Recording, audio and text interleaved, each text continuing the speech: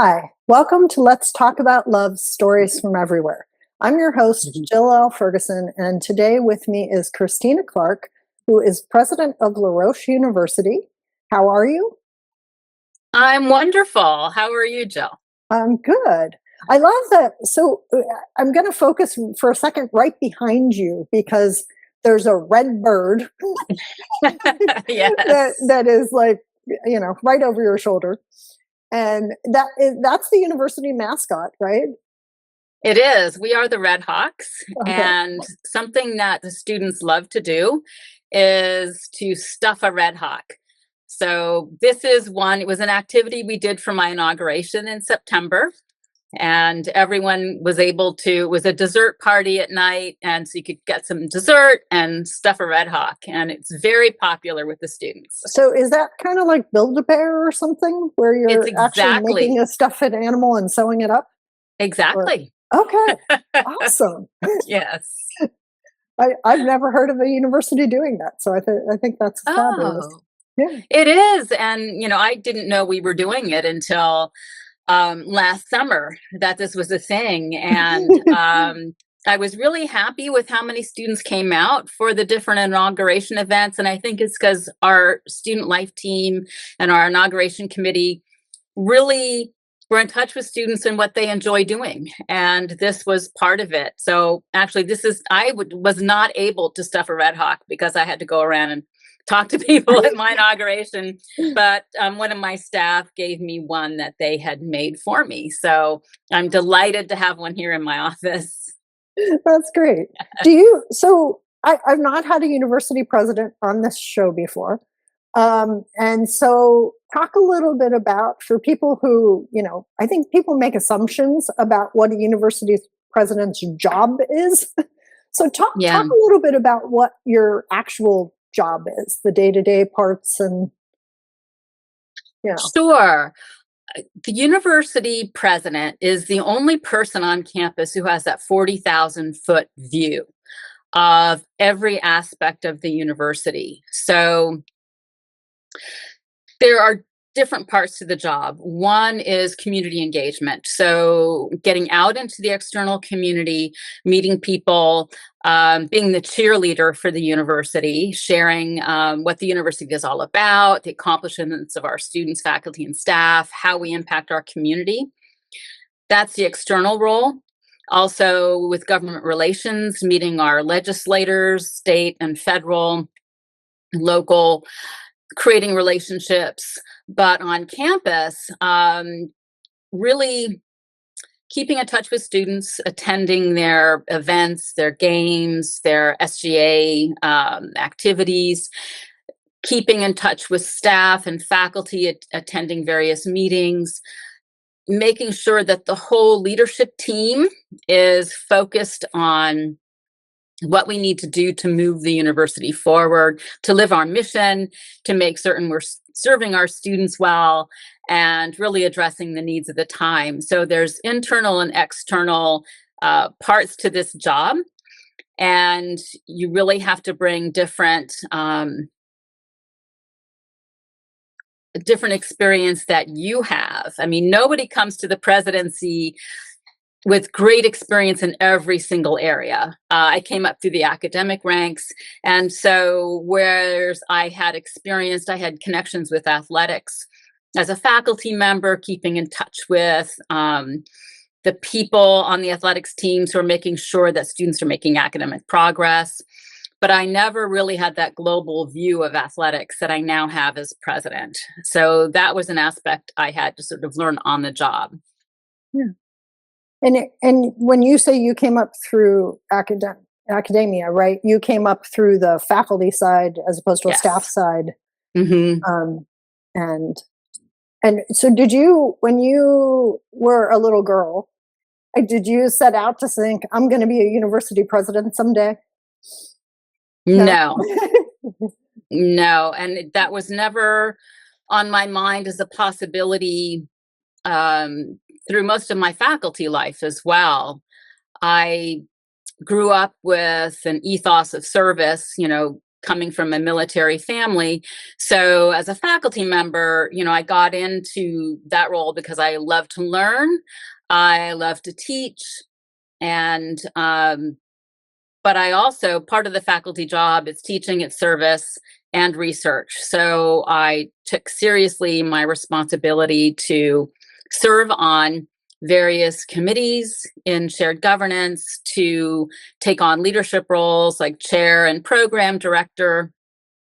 And it was there that I discovered, in the course of doing that, I discovered that I had a talent for that type of leadership. And I had also seen a variety of deans, provosts, and presidents. I saw wonderful examples of leadership, and I saw really unfortunate examples of leadership, and I saw how that affected students and the university. So it was then that I decided that, well, an aspect of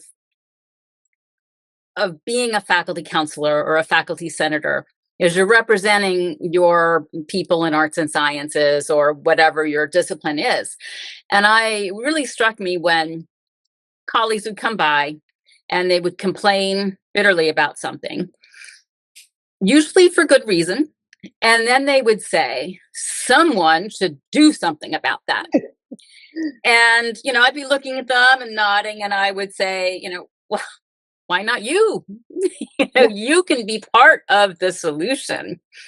You don't have to just complain. You can work together to move the university forward. And it really struck me that faculty can't just complain. Some people, you've got to step up. So as much as I love teaching and was so glad that I did that for 20 years of my life, and I really miss it. If you really want to help and you have a talent for administration and leadership, then you should step up to the plate and have a positive impact. So that's how I thought, well, maybe I'll, step up and serve as a dean, and really enjoyed that. And then, okay, you can have more of an impact on the student experience as provost. So I did that. And then you as provost, you see you're part of the cabinet and you're working with peers on all aspects of the university. And you think, oh, as president, I could really have an impact on the whole university and the whole student experience, which is what, I'm still focused on our students. So that's what led me. I would think I was well into my early 50s before I even thought that I might be interested in the presidency. So no, as a child, it was just not on my radar. So you mentioned you grew up in a military family. Yes. So did you live overseas most of your childhood, or where were you? Where was was it your dad? Yes, my father. Yeah, he was a colonel in the military police, so Army. Okay. And I'm as the youngest child. So my eldest sister, Celia, was born in Germany. Soon after, my parents were married. My father was stationed in Germany, in Frankfurt and Munich, and my sister was born there. My middle sister was born in Georgia, where they went after Germany. And I was born in we're talking Virginia. about Georgia, the place, not the Georgia, the state? No, the state. The state. Oh, the state. Yeah. Oh. So yeah, they came back to the States after Germany, and your experience really depends on what branch of the service you're in, and what your parents, your father or mother's role is. We were, when my father served in Vietnam for a year, we lived back near my mother's parents in Rhode Island, so she had support as a single parent there. And then after that, my father, well, he was the program marshal of 2nd Field Force in Vietnam.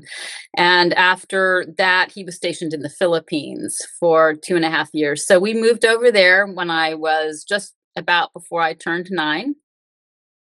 And that was such a an amazing experience, such a gift for me as just a human being to be able that young to experience a different culture. Do you speak any Tagalog? I learned a few words when I was a child, but unfortunately not. Okay. Um, but it was wonderful. I mean, we landed, we're driving to the hotel, and on either side of the road, there were shacks and naked children playing around. And I had never seen anything like that. So I was just exclaiming to my parents, why don't those children have any clothes on? And so they were, in words appropriate to an almost 9-year-old, Mhm. explaining to me post-colonialism and the fact that the Philippines was an oligarchy and they were just a lot of very poor people. And the Philippines is such a beautiful country, but it has so much that, because first, they have been colonized by different populations for so long. And of course, when we were there, it was during the Vietnam War, and we were there when Marcos declared martial law. And my father was working closely with the Philippine constabulary. Um, and so we met Marcos, we met Ramos. We saw, we were invited to the oligarchs' houses for parties or whatever. And then, of course, I'm going to school with um, people who are not in that class. Mhm. And so seeing just the stratification and the um, dichotomies of that country, the natural beauty, the warmth and the friendliness of the people. And yet when the school I originally went to closed, the military school, we were bused about an hour into the international school. And on the daily bus ride, when we stopped at a light, you'd have Filipinos picking up rocks and throwing it at the school bus and Mhm. screaming, go home, Joe, the nickname for Mhm. Americans, G.I. Joe. Mhm. And so again, I'd be asking my parents, why are they throwing rocks at a bunch of kids? Yeah. And they explained why. And so it was a wonderful way to experience a little bit of being hated for your identity. Yeah. And so that was just, I learned that the American way is just one way among many. That What an important lesson to learn at a young age, it was right? huge. Yeah. Yeah.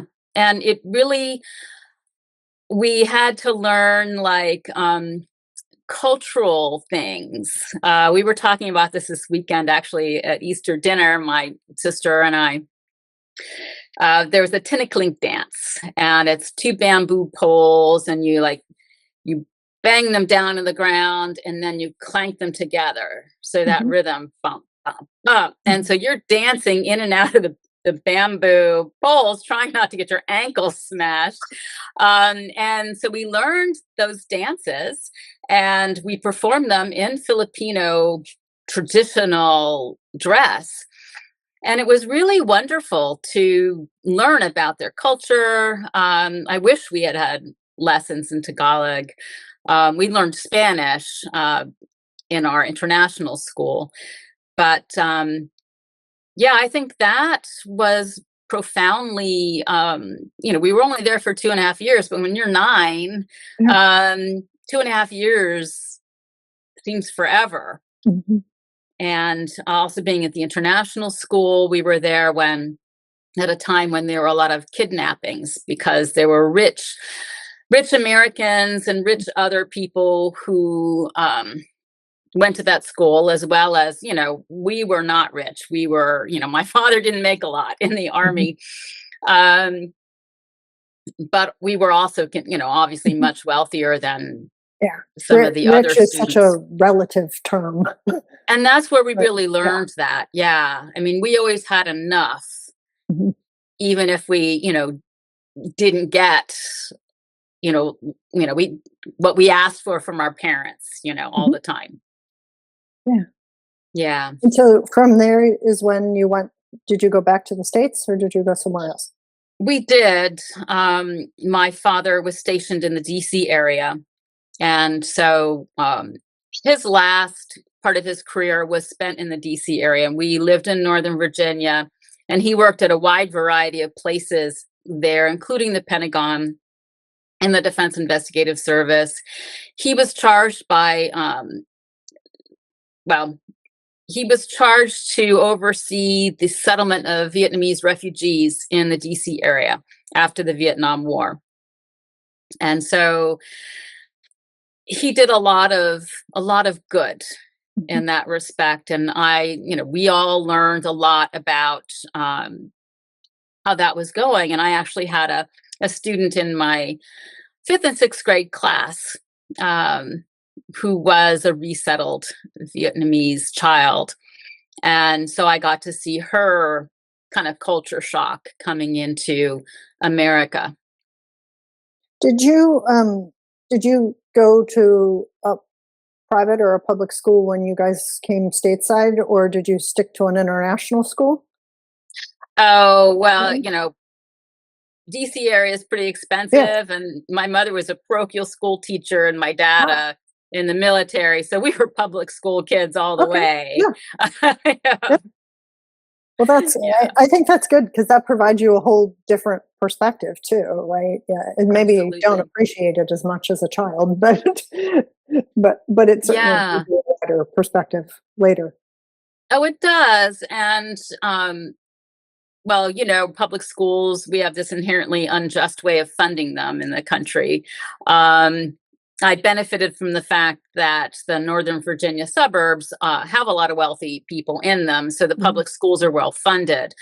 But despite that, when I went to Georgetown um, for my undergrad, and I could mhm. only do that because my father had retired and was had faculty status there running their paralegal program.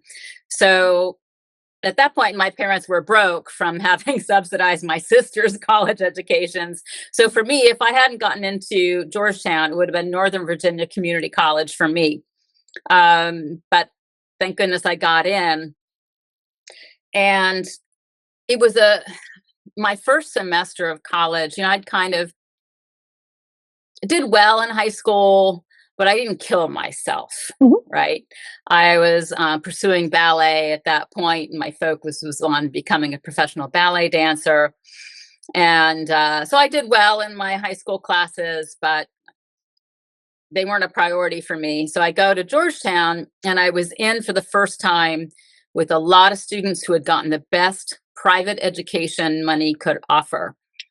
And they had already read a lot of the books we were assigned. They had already, so it just really brought home to me what money can buy Mhm. in terms of education. And of course, they had all of the prep and all of the extra stuff. Yeah. And, I did just fine at Georgetown, but it did take me my freshman year to recalibrate. Mhm. Yeah. College can definitely be an adjustment for students, right? Even if they're not expecting it to be an adjustment. Yeah. Yeah. Yeah. Yeah. And you studied classics um, in your academic career. Why that?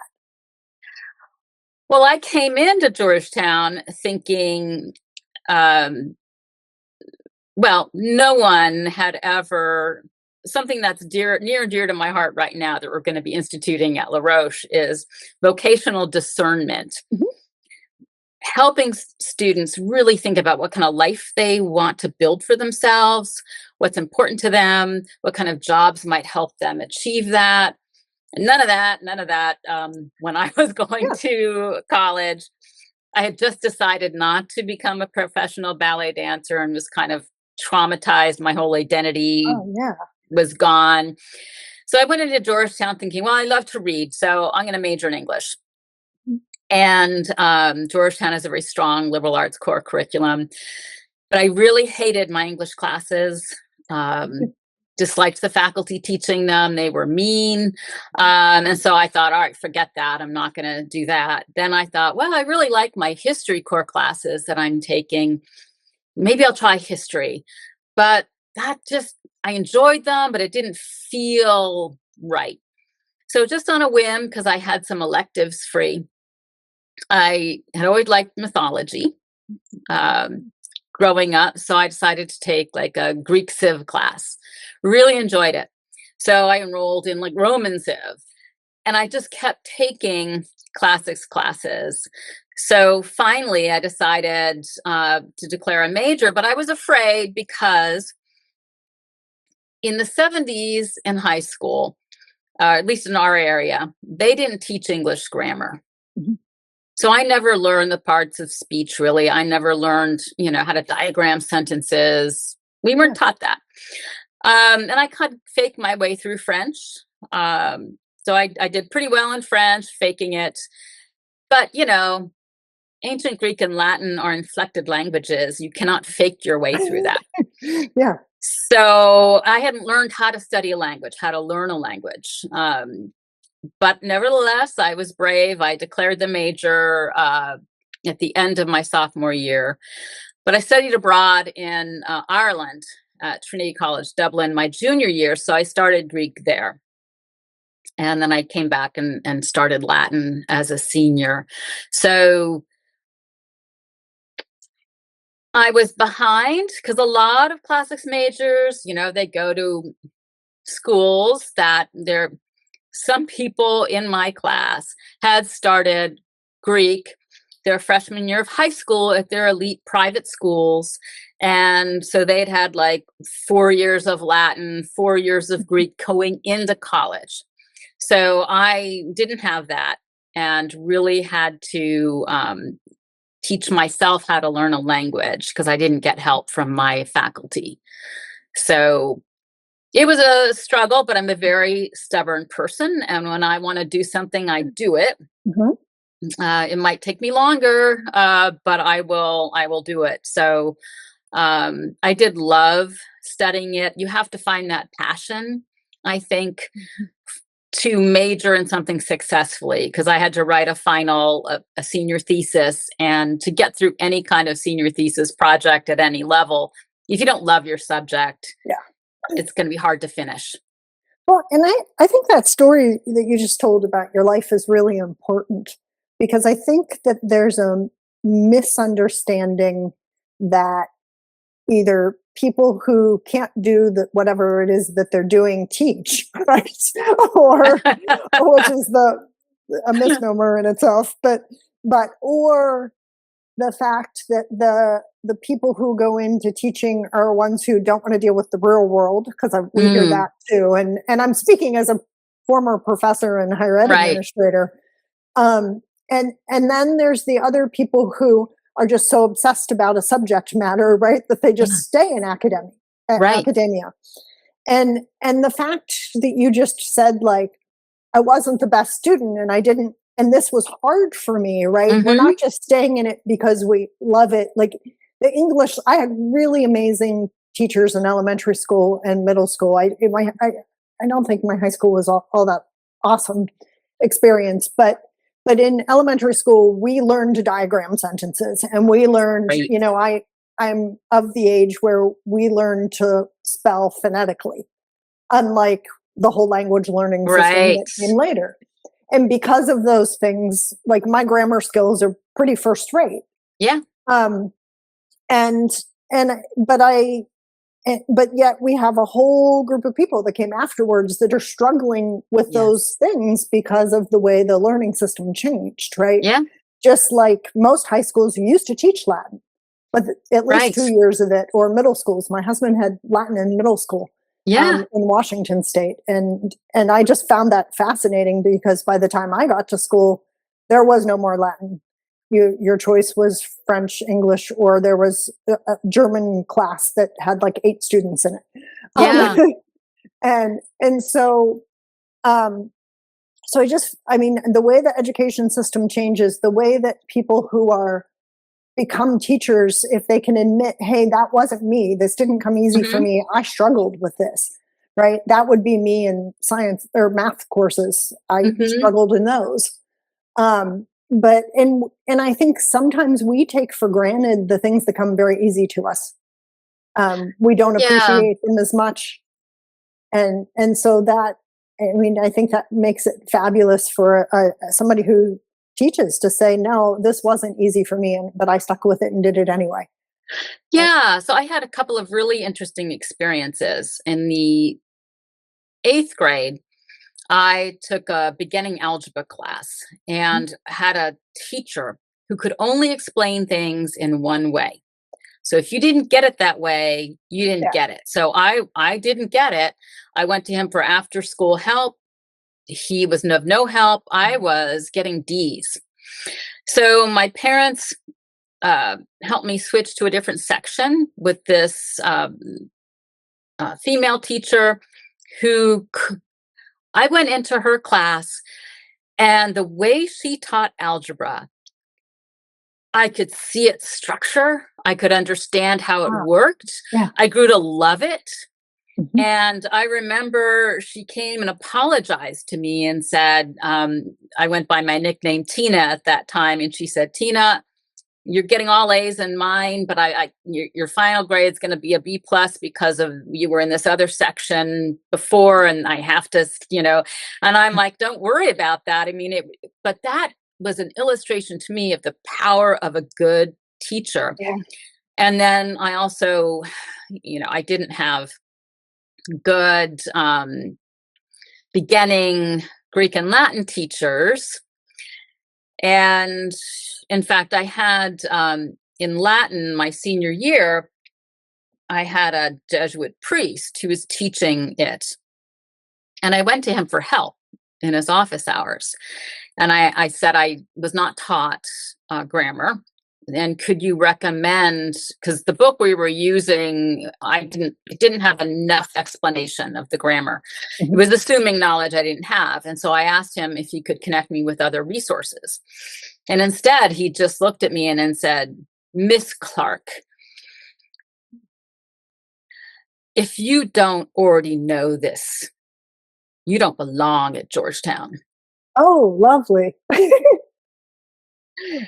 And he humiliated me. I felt humiliated in that moment, but I also thought, you know, well, I won't say what I thought, but he did not deter me. Um, but I made sure when I started teaching Latin in graduate school, I worked for a few years after Yeah. between undergrad and grad. You were Um, in financial service in banking, right? Or as an yes, analyst? Yeah. yes. Yeah. And I'll share something about that in a minute, but to complete the Latin Uh-huh. story, I always, when I started teaching beginning Latin, I always said to my students, none of your questions are dumb questions. I had a lot of trouble learning this when I first started. Here are some things that work for some people. Here's ways to look at it that work for other people. Come talk to me. We will figure out what works for you. Um, because teachers and students are in it together. Um, but yeah, so that was very important for me to experience that. And well, and the sexism that was, implied in all of that. Yeah. But then when I graduated from Georgetown with my classics degree and a totally unintended like philosophy and theology minors, I just kept taking classes that I loved. Uh-huh. Didn't intend to minor, and just like it was a happy surprise. Um, Again, I don't know if there was a career services Mhm. office at Georgetown at that time in 1985, but if so, I didn't know about it. And my parents were first generation. They didn't know what I should do. My father's like, well, you want to join the military? And I'm like, no.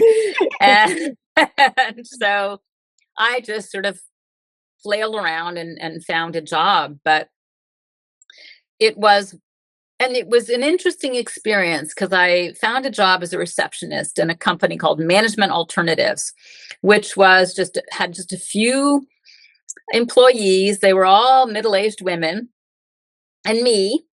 And they did payroll for companies, did relocation services for companies.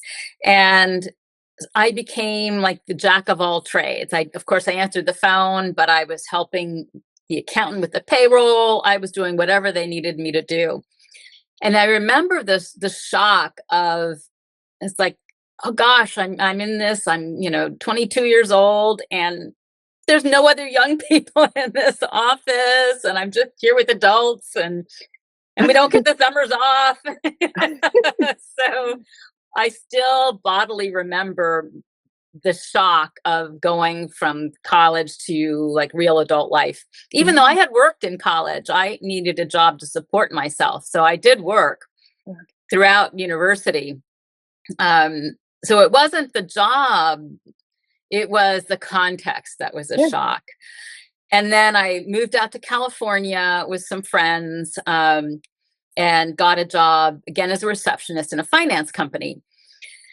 And I don't like to be bored. So I would go around and ask everyone, can I help you with anything? Mhm. And so they had me audit their files for compliance. And then the director who ran that branch of the company, who had been an English major himself, noticed that everyone was bringing me letters to write because I could write better than all of them. And he said, wow, you've got these amazing, soft skills, as they used to say. Mhm. Um, those are things we can't teach. You have them. We value them. Would you like to learn accounting? Because we would like you to be a credit analyst. So I said, sure, I'll learn accounting. So they sent me to accounting classes. And, so I moved from receptionist to like a secretary, and then from secretary to credit analyst. And we were financing like MRIs and trucks and all sorts of large equipment. And I was working with salespeople. I was working with companies all around the United States, and gained a lot of confidence in that. And of course, I thought, well, I enjoyed it, and it made me feel good that I could succeed in business if I wanted to. But I didn't feel like I was helping anyone really. Ah, And so I decided to go back to graduate school. so And I this thought, goes to the beginning, the life of service part that you mentioned. exactly. Yeah. So how are you spending the time of your life? Mhm. And I came from that strong service ethos and teaching as well. So I went to graduate school, and I thought, I'll never use that finance stuff again. That was just like a swerve. Yeah. And it is amazing how you look back on your life at a certain point, and you see how your experiences have really built. Yeah. Because I use all that finance stuff all the time now. Oh, yeah. Yeah. Yeah. And you probably did as a department chair with a budget, and a provost and Absolutely. a dean with budget. And Yep. now you're doing it on a grander scale. Absolutely. And it's vital. And, there were faculty who didn't have that kind of experience. And so trying to understand administrative decisions or the challenges, and when they would come and make a presentation on the university budget, there are a lot of people who really didn't understand it. And I'm like, wow, I understand it because I, Yeah. had those accounting classes. Yeah. Yeah. So you moved to Pittsburgh for this job, right? Yes. Yeah. And so how did you, and you're married. I know that Mhm. you've said that, Yeah. because I believe your husband bought you the pearls. Yes. Yes. Thank you for They're remembering. beautiful. Yeah. Thank you. But how did you, as a family, make this decision of we're moving for your job this time? Because we're so culturally inundated, right, with Yeah. going where the guy's job is often if you're in a heterosexual Yeah. relationship. And so how was that decision made? Well, it all goes back to my initial move into to the dean Uh-huh. position. We were both tenured faculty members at Creighton Ah, I University in didn't know he Omaha. was faculty too. Okay. He is. Yeah, we were both Yeah. classicists. Oh. And I had done things sort of following him for example, I turned down a tenure track job to go to Creighton with him. He was offered a tenure track job. I was not there. I was offered one elsewhere at a place where my best friend worked, but I was pregnant at the time. And there was, I was not going to be a single mother.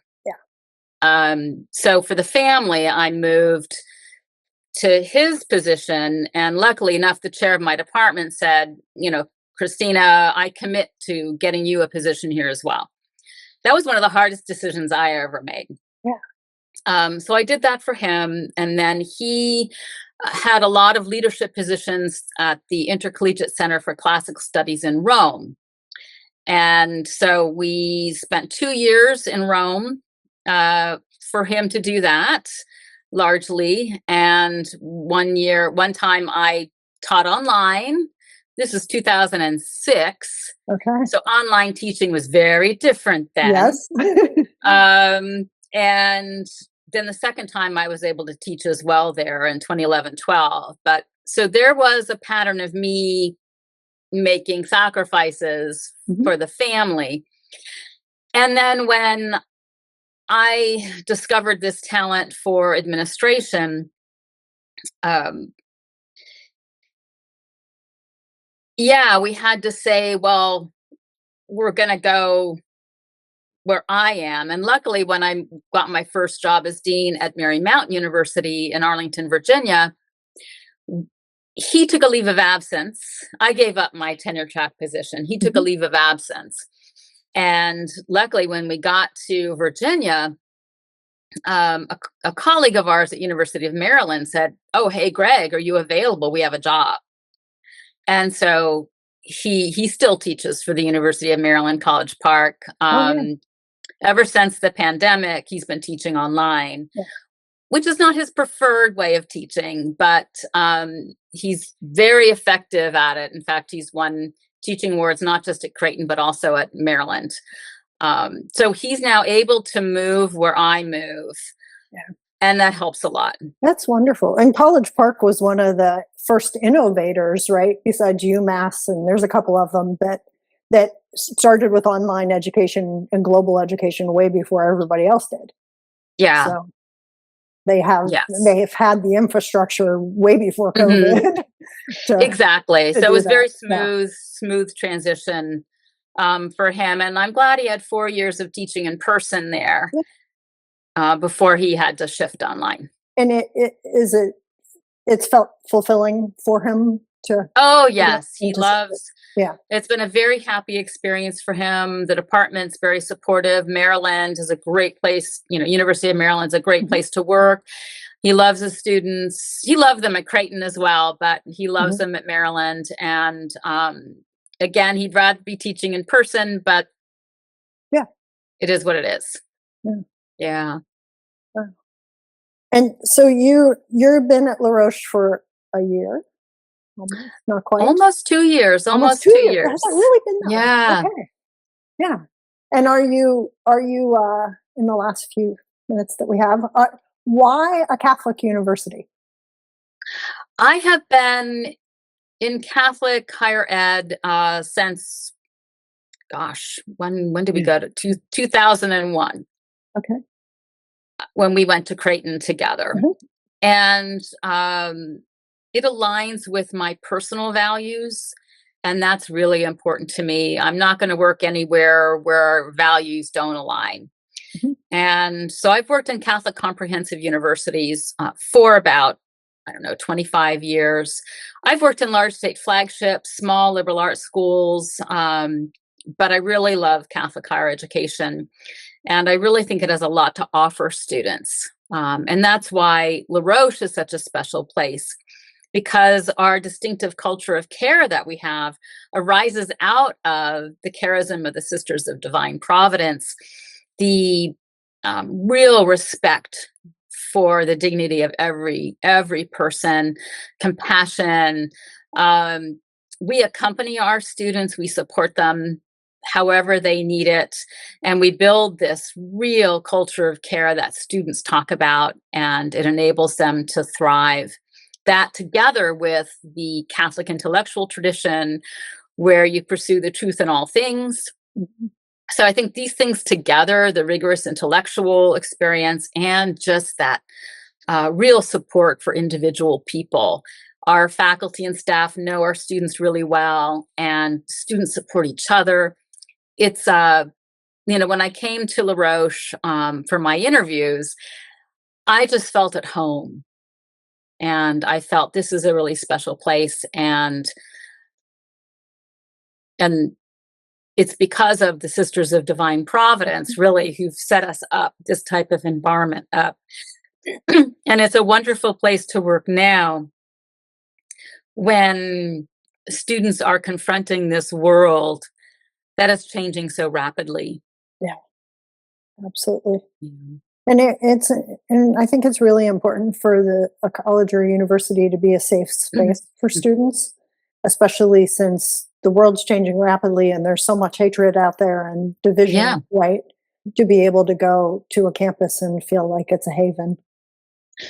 it's a haven, and kindness is the default. Mhm. Yeah. Yeah, it's wonderful. And so, what's your vision for the future for you, for the school? Well, what we're working on right now is I feel that we have such a moral obligation to set our students up for success in this world that we are leaving for them. So we are embedding career classroom to career frameworks in every single major. We already do a great job at work-based experiential learning, but now we're being we're creating a framework and ensuring that every major has it equally. And we're developing industry partnerships so that all students get really extensive work-based experiential learning. And we're also embedding that vocational discovery into the core curriculum so that we're creating time and space for them to really think. As I say to students at convocation, all the first years that come in, I say, look, we're going to present you with a wide range of opportunities. Yeah. It's up to you to mindfully select among them to create the type of life you want for yourself. And so we want to get them off of, I mean, all the social media, all the expectations. Yeah. We want them to support themselves and have and families, but we want them to be fulfilled and happy and to set themselves up for success. So that's what we're working on now. And also teaching them the skills of dialogue across difference, because you need to be able to work in teams successfully. And you need that skill for your personal life, for your civic duties, and for your jobs. Yeah. And you've also been partnering with ministries of education and other universities all over the world to help We have broaden the been. experience. Yeah. We've expanded. Global education is a big part of our mission, as is inclusivity. And so, yes, we're creating partnerships all over the world, in Europe and Asia and elsewhere, so that our students can have that experience as well. I think that's fabulous. Thank Yeah. you. Thank you so much for being on the show today. You're so welcome. I've enjoyed it, Jill. Thank you.